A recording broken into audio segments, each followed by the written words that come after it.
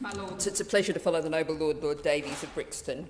And I think since the Noble Lord, Lord Lilly appeared to be trying to direct a question at me directly about whether I oppose fossil fuels, I will take a moment to answer that. Do I think that carbon, which has been stored over hundreds of millions of years in the ground, that was a crucial part of delivering the Holocene that gave us 10,000 years of incredibly stable climate in historic terms, that pulling that up out of the ground and pumping it into the atmosphere is something we need to stop with great speed? Yes, I oppose pumping that stored carbon out. But more than that, the fact is that extracting, transporting, burning, getting rid of the waste products of that fossil fuel causes huge damage to the health of people on this planet. 1 in 5 premature deaths that occur on this planet as a result of burning fossil fuels. And that's based on a study in environmental health in 2021. So do I want to do something urgently to make this a healthier planet for people?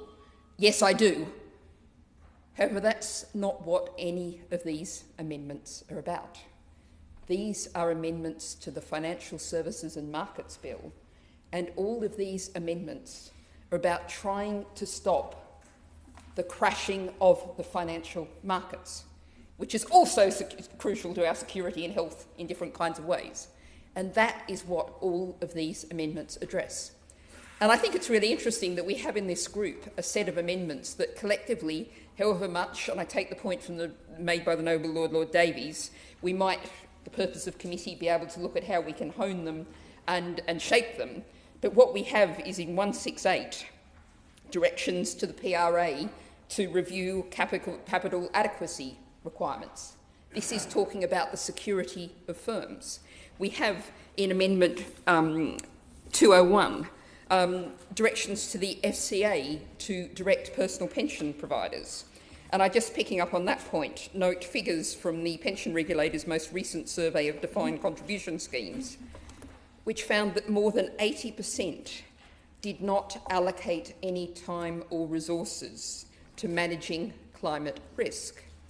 And then we have, in Amendment 233, sustainable disclosure requirements that companies report to investors what risks they are taking with their money by not dealing with all of the sustainability risks, which relate to the fact that we are exceeding planetary boundaries, not just climate, but also biodiversity, the loss of ecosystems, also novel entities, also phosphate flow, geochemical flows.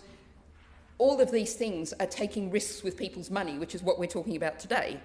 And I would say that 233 might indeed guide us on the direction of each major company having to have a chief environmental officer who should be of equal status and importance to a chief financial officer, because that's about ensuring the sustainability of the company as well as the sustainability of this earth. And then when we go to 235, we're directing the Treasury to provide government guidance on how we achieve all of this. So that's an overview. I want to pick up one specific point and also pick up 119 in the name of the Noble Lord, Lord Randall of Uxbridge and others in a full cross-party group, which I would have signed had there been space. And I think forest risk commodities, when people think about forest risk commodities, they often start by thinking of, naturally enough, about timber. But I think if we look at some statistics, palm, beef and soya production collectively amounts for 36% of global deforestation. Now, Orbitas, investment body, surveyed 24 capital providers in 2020, all of whom had high levels of tropical commodity exposure. Not one had screened their loan books and or investments for agricultural transition risks.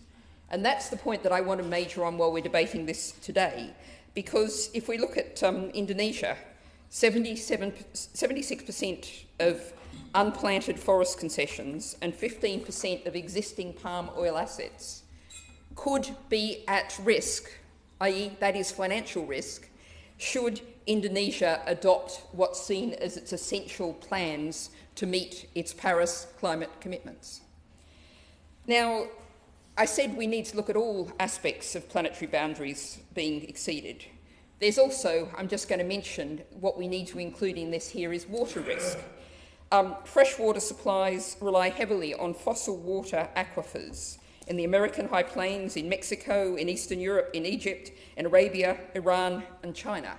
If we're talking about any kind of agricultural production, food, big sectors globally, financially, they're all utterly dependent on fresh water supplies that are not being replenished. And that is a huge financial risk, as well as, of course, a risk to the fact of when any of us can eat in the future as a basic level. Now, I want to particularly focus, finally, on Amendment 168 in the names of Noble Lady Baronesses Worthington, Drake and Sheehan. And I would like to work with them looking towards report because, as others have highlighted, it does focus particularly on, although not exclusively, as the Noble Lady Baroness Worthington said, on fossil fuel exploration and exploitation and production.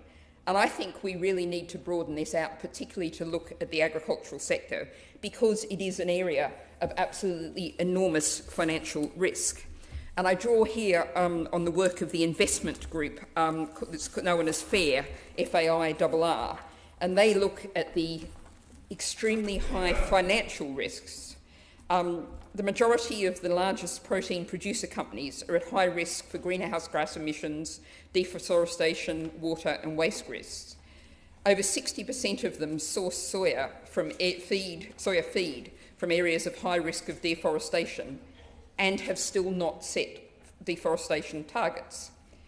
Less than 1 in 5 meat, egg and dairy firms are adequately managing the pollution of waterways from manure. And just ask the people of Herefordshire about that if you want to know more.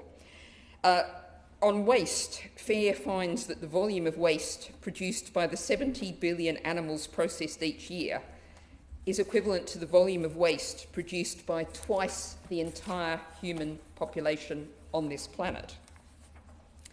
Only 18% of global meat and dairy producers track even partial methane emissions, even though annual methane emissions from global cattle and livestock make up 44% of anthropogenic methane emissions.